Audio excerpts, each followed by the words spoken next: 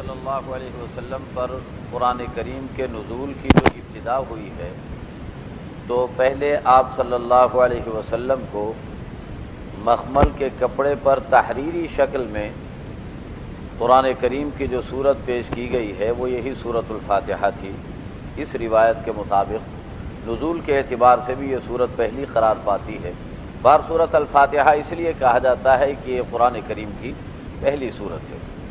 اس کے علاوہ اس صورت کے اور بھی بہت سے نام بیان کیے گئے ہیں، جیسے اس صورت کو الشفاء قرار دیا گیا ہے اور شفاء کے معنی صحت کے ہیں، اور چونکہ یہ صورت روحانی اور جسمانی صحت اور شفاء کا ذریعہ اور سبب ہے، اس بنا پر بھی اسے سورۃ الشفاء کہا گیا ہے۔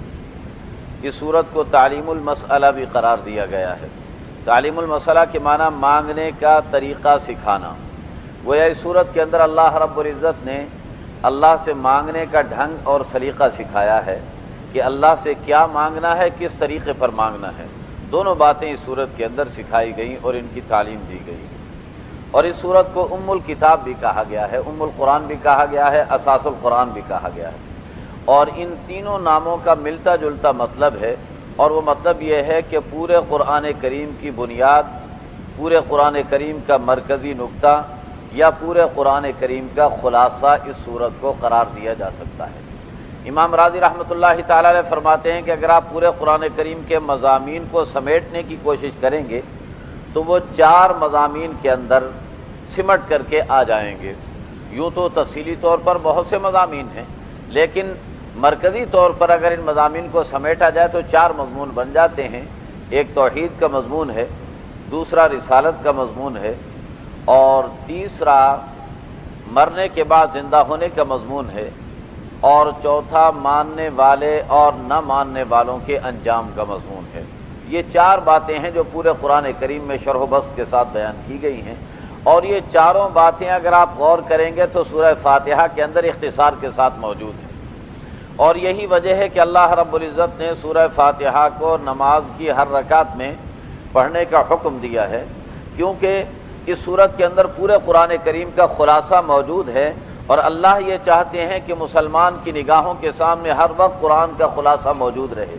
لہذا جب بھی آپ نماز پڑھیں گے پورے قرآن کریم پر آپ کی نگاہ پھر جائے گی اور گھوم جائے گی۔ اس بنا پر ہمیں سورہ فاتحہ کے ترجمے کے ساتھ اسے سمجھنا چاہیے تاکہ نماز کے اندر پورے طریقے پر قرآن کریم کے مضامین پر ہماری نگاہ برقرار رہے۔ توحید کا جو مضمون ہے وہ ابتدائی 2 آیتوں کے اندر ہے، الحمدللہ رب العالمین الرحمن الرحیم۔ اس کے بعد مالک یوم الدین کے اندر مرنے کے بعد زندہ ہونے کے مضمون کا بیان ہے، اور پھر ایاک نعبد و ایاک نستعین کے اندر اللہ کی عظمتوں کا بیان ہے، اور اہدنا الصراط المستقیم، اس میں اللہ رب العزت سے صراط مستقیم کو مانگا گیا ہے، طلب کیا گیا ہے۔ گویا جو مانگنے کا سلیقہ اللہ سکھا رہے ہیں کہ پہلے اللہ کی تعریف کیجیے اور پھر اس کے بعد اللہ سے ہدایت طلب کیجیے، کیونکہ ہدایت کائنات کی قیمتی ترین چیز ہے جو انسان کو نصیب ہو سکتی ہے۔ اور ہدایت کا مطلب کیا ہے؟ ہدایت کا مطلب یہ ہے کہ الہدایت نور یقذفہ اللہ فی قلب المؤمن، ہدایت ایسی روشنی ہے جو اللہ ایمان والے کے دل کے اندر ڈال دیا کرتے ہیں۔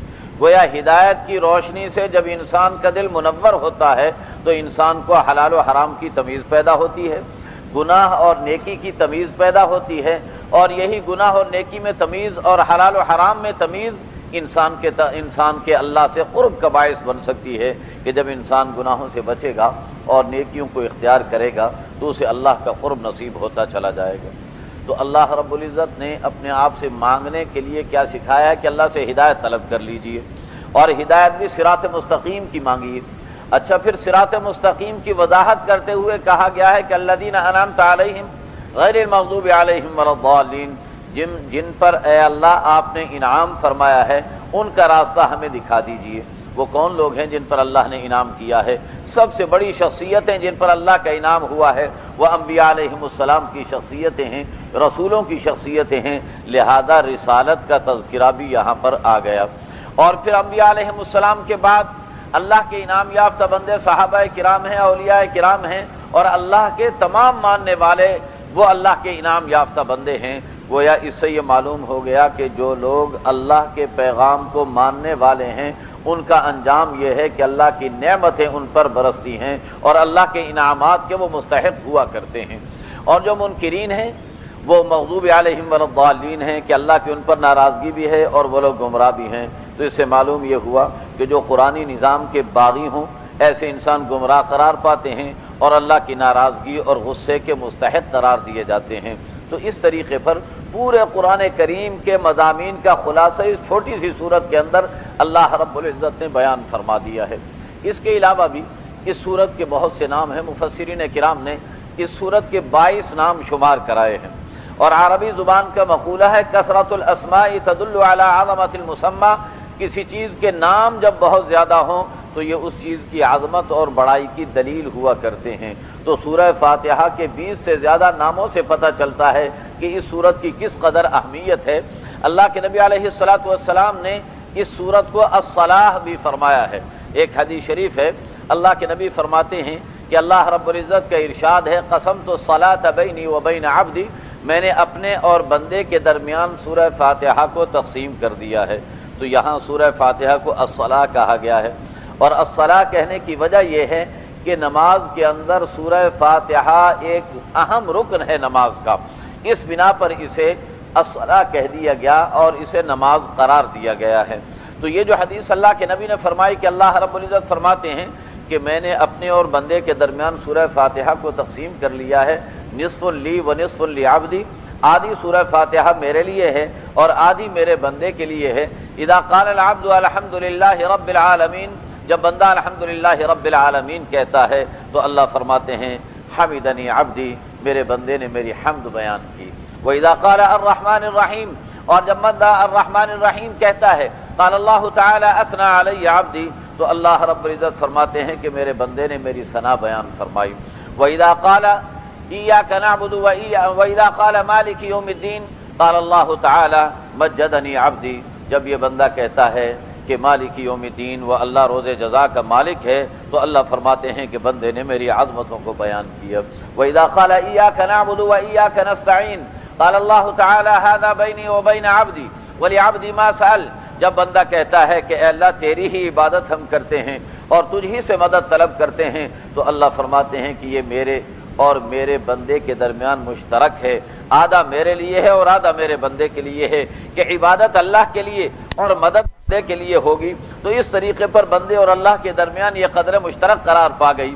اور پھر اس کے بعد فرمایا اذا قال اهدنا الصراط المستقیم صراط الذین انعمت علیہم غیر المغضوب علیہم ولا الضالین، جب بندہ کہتا ہے کہ اللہ مجھے صراط مستقیم کی ہدایت دے دے، ان لوگوں کا راستہ ہونا چاہیے جو تیرے انعام یافتہ بندے ہیں، ان کا راستہ نہ ہو جن پر تو ناراض ہے یا جو لوگ گمراہ ہوئے ہیں۔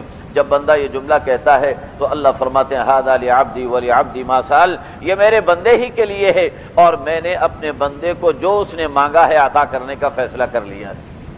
اور پھر اللہ کے نبی علیہ الصلوۃ والسلام نے ارشاد فرمایا کہ جب امام والضالین کہے نماز کے اندر قولوا آمین، تو تم لوگ آمین کہا کرو، اس لیے کہ اذا من وافق تامینہ تامین الملائکہ غفر له ما تقدم من ذنبہ، جس شخص کی آمین فرشتوں کی آمین سے مل جائے اس کے گزشتہ سارے گناہوں کو معاف کر دیا جاتا ہے۔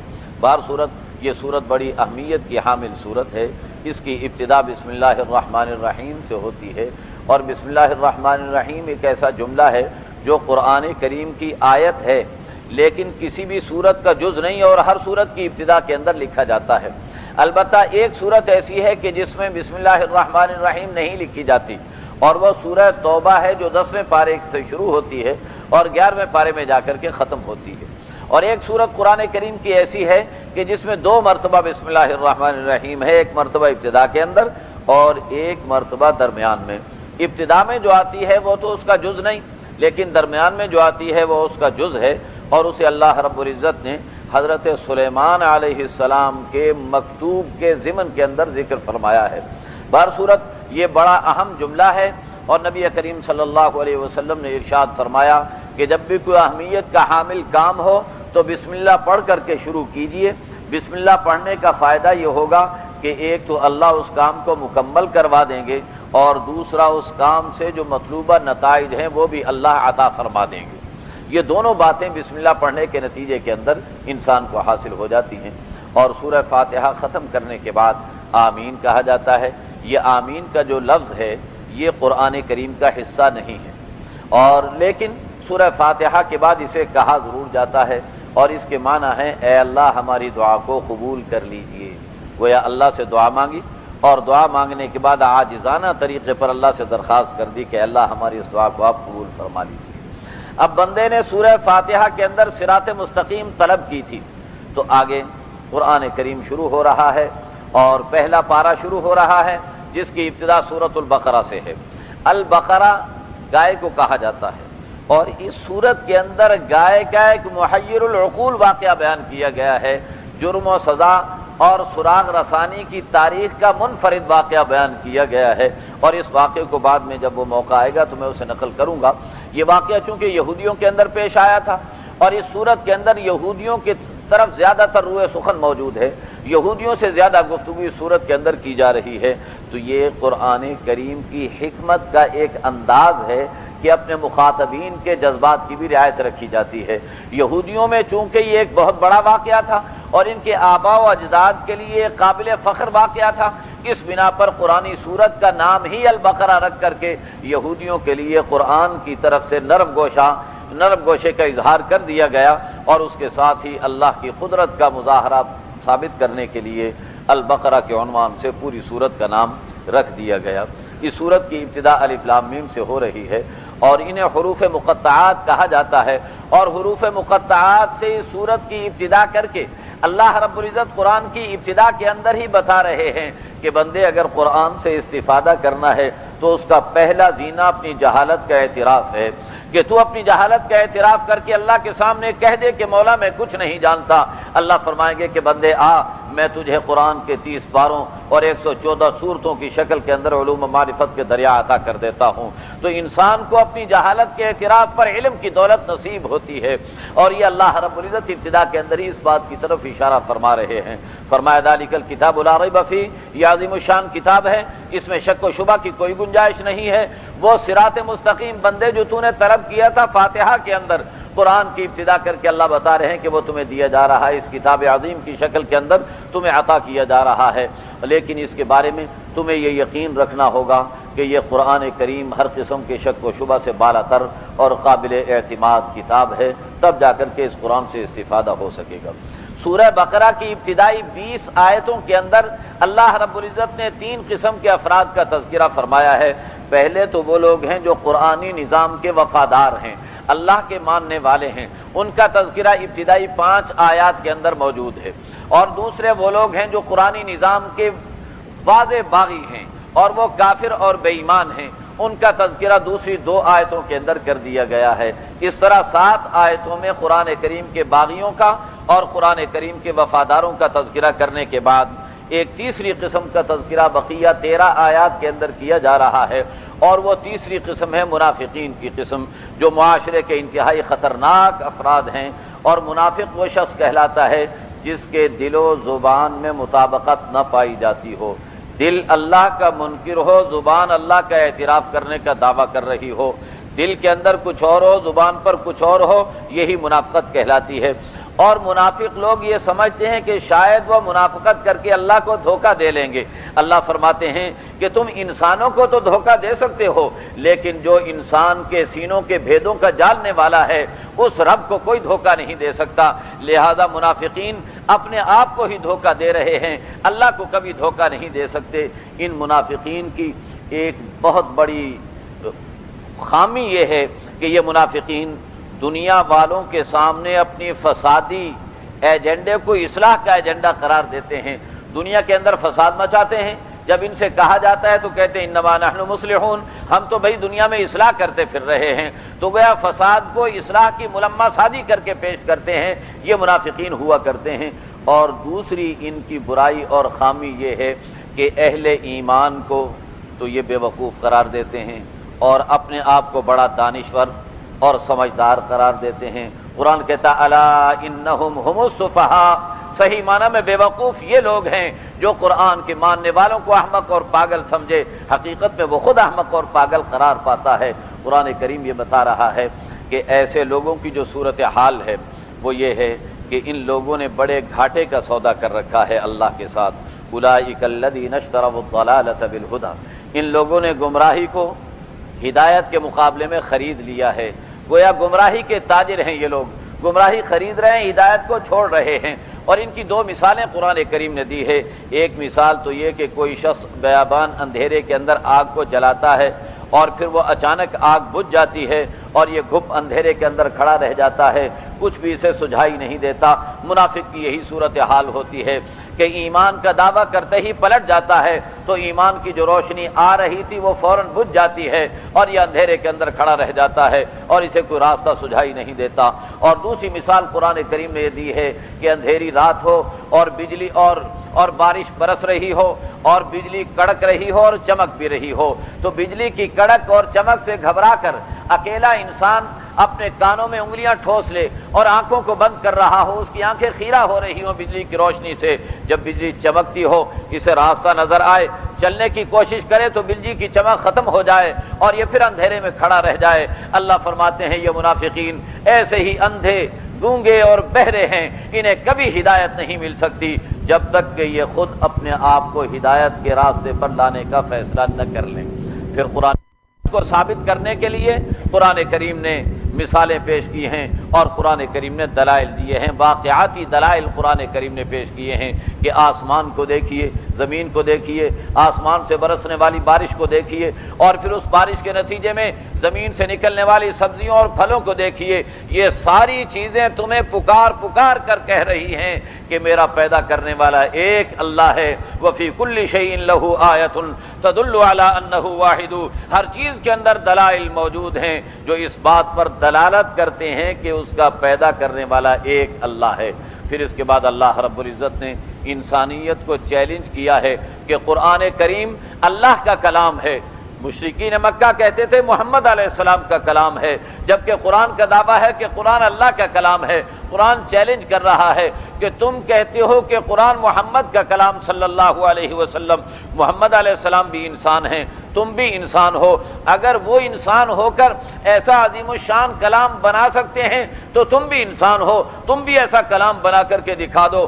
اگر تم نہ بنا سکو تو تمہیں یہ تسلیم کرنا پڑے گا کہ یہ محمد علیہ السلام کا کلام نہیں بلکہ اللہ ہی کا کلام ہے. اور یاد رکھو کہ جب تم قرآن کا انکار کرو گے تو منکرین کے لیے ایسی جہنم تیار ہے جس کا ایندھن انسانوں اور پتھروں کو بنایا جائے گا، اور اہل ایمان کے لیے جنتیں اور اللہ کی طرف سے انعامات ان کے لیے اللہ نے رکھے ہوئے ہیں.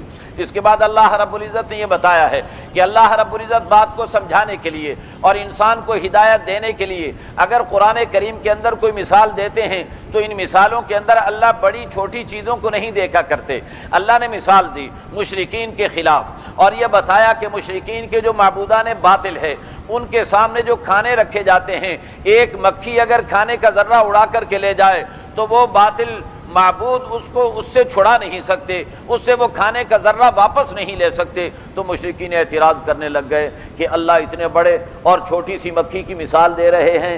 اللہ فرماتے ہیں کہ میں بڑا ہوں لیکن مثال کی بڑائی اور چھوٹائی میری بڑائی کے ساتھ منسلک نہیں ہے، بلکہ مثال کی بڑائی اور چھوٹائی تو انسانی ہدایت اس کا مقصود اور مطلوب ہے. اور انسان کو ہدایت دینے کے لیے اگر مکھی کی مثال دینی پڑ جائے، مچھر کی مثال دینی پڑ جائے یا اس سے بھی کسی چھوٹے جانور کی مثال دینی پڑ جائے تو اس سے کوئی گریز کرنے کی ضرورت نہیں ہے. ایسی مثالیں انسانی ہدایت کے لیے دی جاتی ہیں. اور پھر قرآن بتا رہا ہے کہ قرآن کریم سے قرآن کے بتائے ہوئے طریقے پر استفادہ کرو گے ہدایت ملے گی، اور اگر اپنے منمانے طریقے پر قرآن کا مطالعہ کرو گے تو گمراہی ہوگی. یضل بہ کثیرا ویہدی بہ کثیرا، اس قرآن کریم کے ذریعے بہت سے لوگ ہدایت پاتے ہیں اور بہت سے لوگ گمراہ بھی ہو جایا کرتے ہیں. پھر اللہ رب العزت نے آدم علیہ السلام کی تخلیق کا تذکرہ فرمایا.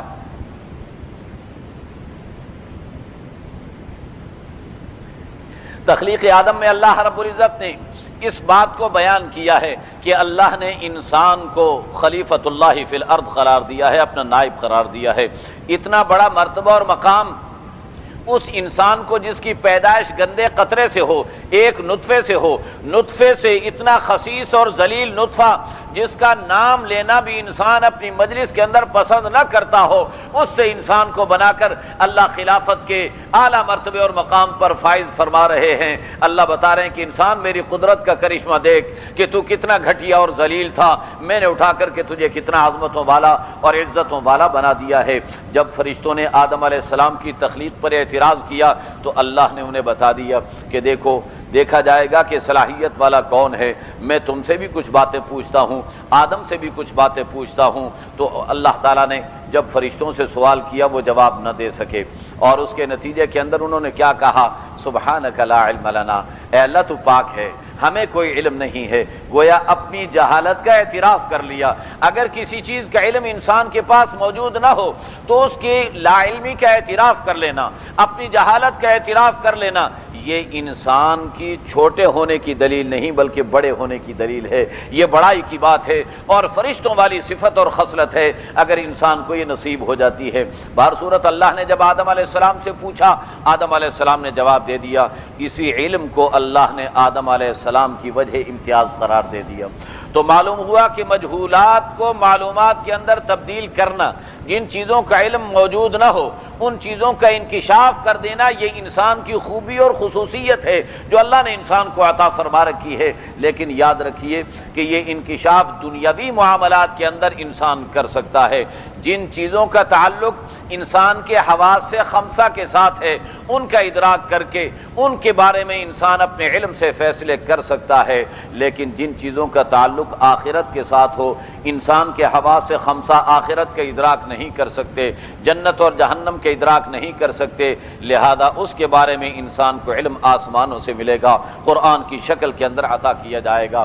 اللہ رب العزت نے آدم علیہ السلام کو جنت کے اندر بھیجا اور جنت میں اللہ نے ایک درخت کے قریب نہ جانے سے منع فرما دیا، لیکن آدم علیہ السلام نے اس میں سے اس درخت کو کھا لیا، جس کے نتیجے کے اندر اللہ رب العزت نے ان سے باز پرس کی۔ آدم علیہ السلام نے توبہ استغفار کیا، اللہ نے انہیں معاف کر دیا اور جنت کے اندر آدم علیہ السلام رہتے رہے۔ اور پھر جب اللہ کو منظور ہوا تو اللہ نے آدم علیہ السلام کو دنیا میں اتارنے کا فیصلہ کر لیا۔ اور یہ یاد رکھیے کہ دنیا میں آدم علیہ السلام کو اتارنا بطور سزا کے نہیں، بطور امتحان کے ہے، ابتلاء اور امتحان کے طور پر اللہ نے اتارا، اور یہ فرمایا کہ فَإِمَّا يَأْتِيَنَّكُم مِّنِّي هُدًى فَمَن تَبِعَ هُدَايَ فَلَا خَوْفٌ عَلَيْهِمْ وَلَا هُمْ يَحْزَنُونَ۔ یاد رکھو میری طرف سے ہدایت کے احکامات آئیں گے، تم میں جو اس ہدایت کی تابعداری کرے گا ایسے لوگوں کو نہ کوئی خوف اور کوئی غم نہیں ہوگا۔ تو معلوم یہ ہوا کہ دنیا میں انسان کو ابتلاء اور آزمائش اور امتحان کے لیے بھیجا گیا ہے۔ پھر اس کے بعد اللہ رب العزت نے کائنات کی ایک منتخب قوم جو بنی اسرائیل کہلاتی تھی ان کا تذکرہ فرمایا ہے، اور ان کا تذکرہ تقریباً آدھے پارے پر مشتمل بڑا لمبا اور تفصیلی تذکرہ ہے۔ اور اصل بات یہ ہے کہ بنی اسرائیل انبیاء علیہم السلام کی اولاد تھے، اور ان لوگوں پر اللہ نے بڑا انعام فرمایا تھا کہ صرف بنی اسرائیل کے اندر اللہ نے 10,000 انبیاء کو پیدا فرمایا تھا، اور پھر انہیں سیاسی قیادت بھی عطا فرمائی تھی اور مذہبی قیادت بھی ان کو اللہ نے عطا فرما رکھی تھی، لیکن ان لوگوں نے اپنے اس منصب کی قدردانی نہیں کی، اللہ کی نافرمانیاں کی اور ہٹ دھرمی کا مظاہرہ کیا، جس کی بنا پر اللہ نے انہیں اقوام عالم کی قیادت و سیادت سے معزول کر کے امت مسلمہ کو اس قیادت پر فائز کرنے کا فیصلہ کیا۔ اور جب بنی اسرائیل کو ان کی قیادت سے معزول کرنے کا فیصلہ ہوا تو اس کے لیے فرد جرم تیار کی گئی، جس کی 40 شقیں یا 40 دفعات ہیں جو یہاں پر یا بنی اسرائیل سے لے کر کے اور تیسری یا بنی اسرائیل تک چلی جاتی ہیں، اور وہاں تک اللہ رب العزت نے ان کو بیان فرمایا ہے۔ وہ 40 باتیں ہیں جنہیں اللہ نے بطور فرد جرم کے بنی اسرائیل کے لیے بیان کیا ہے۔ ان میں سے ایک تو اللہ کی ناشکری کرنا، اللہ کی نعمتوں کا انکار کرنا، اور پھر اللہ رب العزت کے عہد و پیمان کی پاسداری نہ کرنا، اور اللہ کے عہد و پیمان کی خلاف ورزی کرنے پر اتر آنا، اور پھر انبیاء علیہم السلام کا قتل کرنا۔ مذہبی قیادت کا قتل یہ یہودیوں کا انداز ہے اور بنی اسرائیل کا انداز ہے، اور اسی بنیاد پر اللہ رب العزت نے انہیں ذلیل و رسوا کرنے کا فیصلہ کیا اور ذلت و خالی کو ان کا مقدر اللہ رب العزت نے قرار دیا۔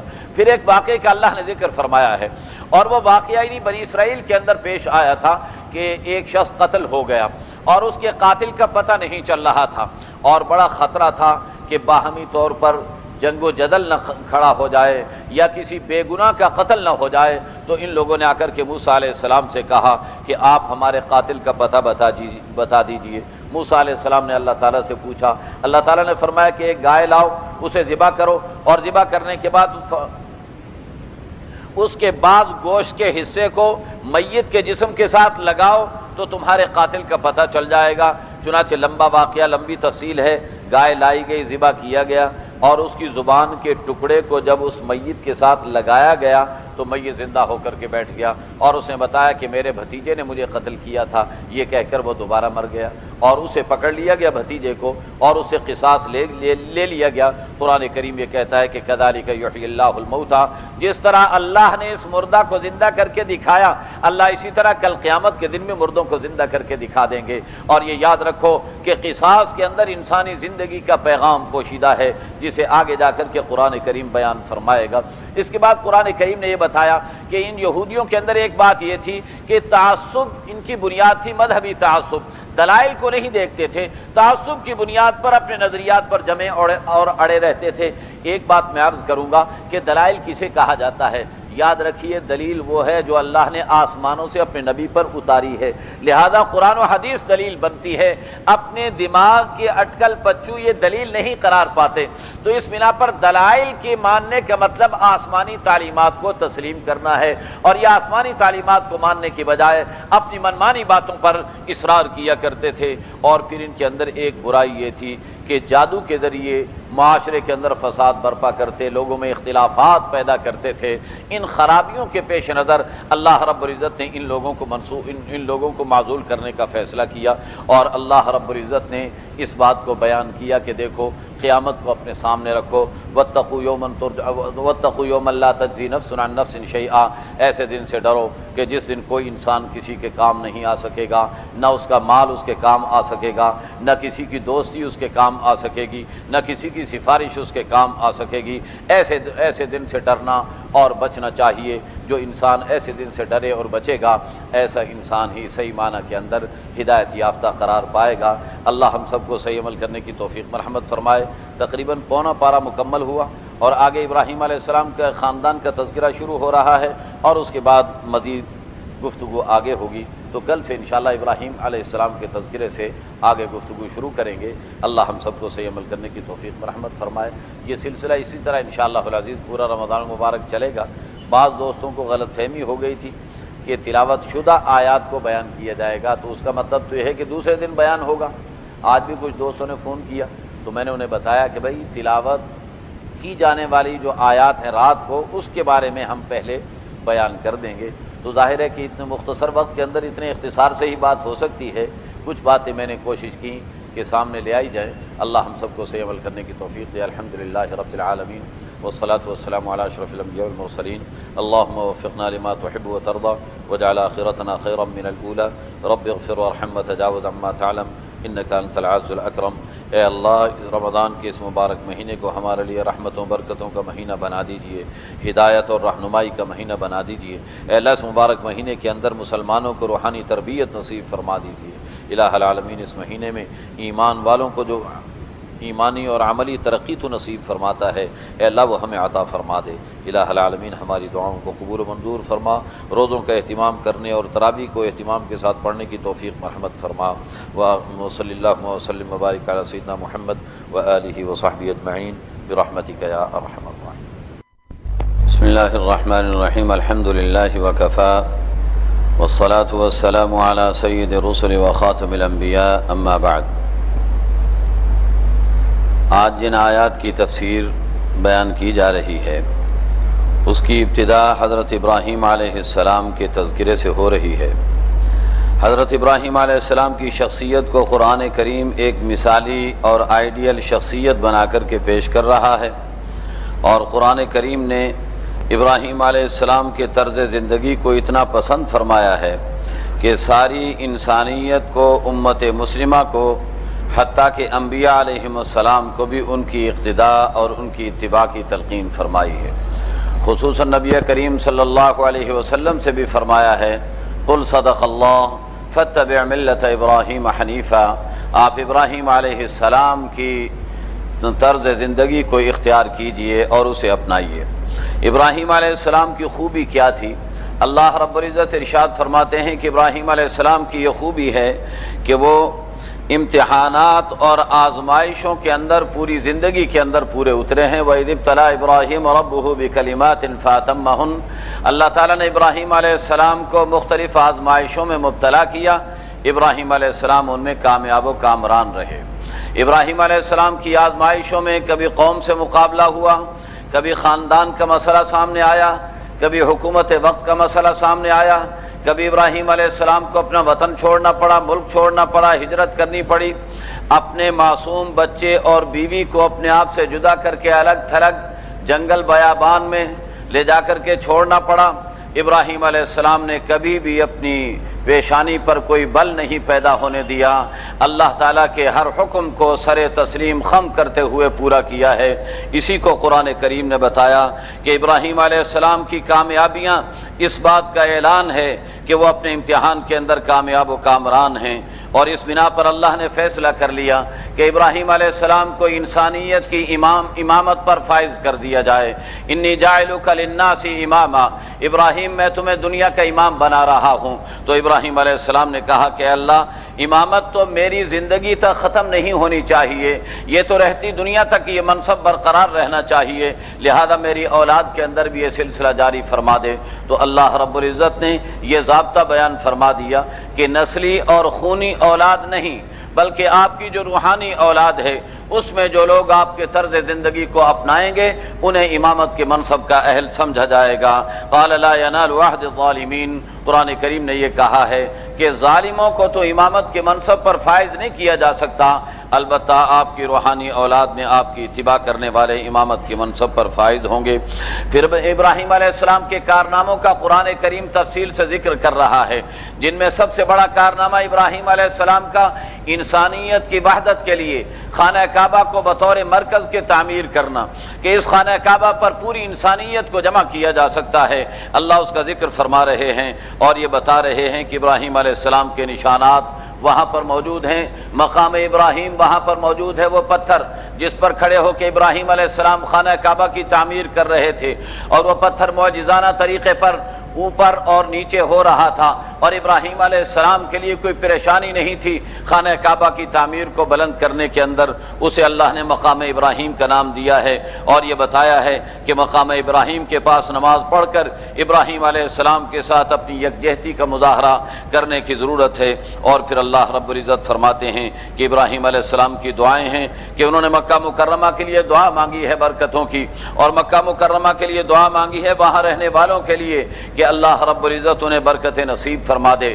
اللہ فرماتے ہیں جو ان میں ایمان والے ہوں گے اور آخرت پر یقین رکھنے والے ہوں گے، ایسے لوگوں کو اللہ ضرور ان کی زندگیوں میں برکت نصیب فرمائیں گے۔ اور پھر اس کے بعد اللہ رب العزت نے ابراہیم علیہ السلام کی اس خوبی کا بھی ذکر فرمایا ہے کہ تعمیر کعبہ اتنا بڑا کام تھا، لیکن اتنے بڑے کارنامے کو سر انجام دینے کے باوجود بھی ابراہیم علیہ السلام کی صورتحال یہ کہ کوئی تکبر نہیں، کوئی بڑائی نہیں ہے، بلکہ عجز و انکساری کے ساتھ اللہ سے درخواست کر رہے ہیں، ربنا تقبل منا انک انت السمیع العلیم، اے ہمارے رب تو قبول فرما لے، تو بڑا ہی سننے والا اور بڑا ہی جاننے والا ہے۔ اور پھر ابراہیم علیہ السلام نے خانہ کعبہ کی تعمیر کرنے کے بعد جب اللہ نے جس طرح اللہ ہر نبی کو دعا کا موقع دیا کرتے تھے، ابراہیم علیہ السلام کو بھی ان کی محنتوں کا ثمرہ دینے کے لیے دعا کا موقع عطا فرمایا کہ ابراہیم مانگیے کیا مانگنا ہے آپ نے۔ تو ابراہیم علیہ السلام نے کیا مانگا ہے؟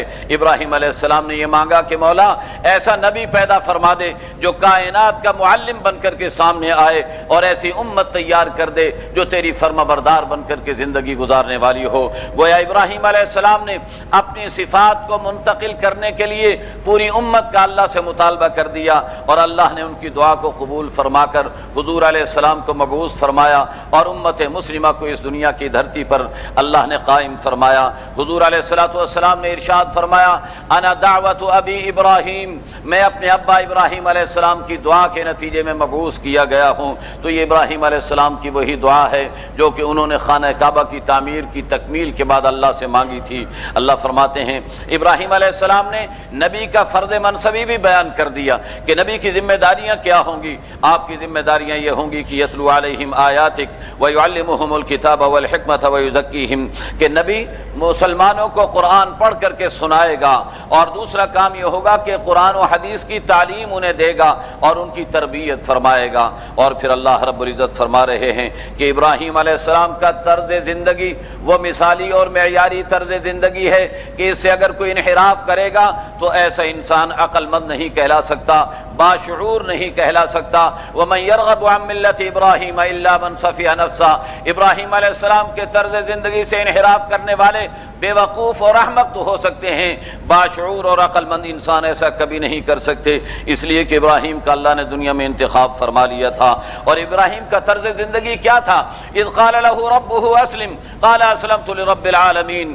ابراہیم کا طرز زندگی یہ ہے کہ اللہ نے کہا کہ ابراہیم پوری زندگی میں اطاعت شعاری اور اللہ کی فرما برداری کو حرز جان بنا لو. تو ابراہیم علیہ السلام نے کہا اسلمت لرب العالمین، میں رب العالمین کے لیے اپنے آپ کو جھکا دیتا ہوں اور اللہ کا فرما بردار بن رہا ہوں.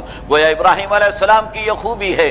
اللہ نے قرآن کریم میں ابراہیم علیہ السلام کی زندگی کو بیان کرتے ہوئے ایک مخصوص لفظ استعمال فرمایا ہے جو ابراہیم علیہ السلام کی خصوصیت ہے، اور وہ حنیف کا لفظ ہے.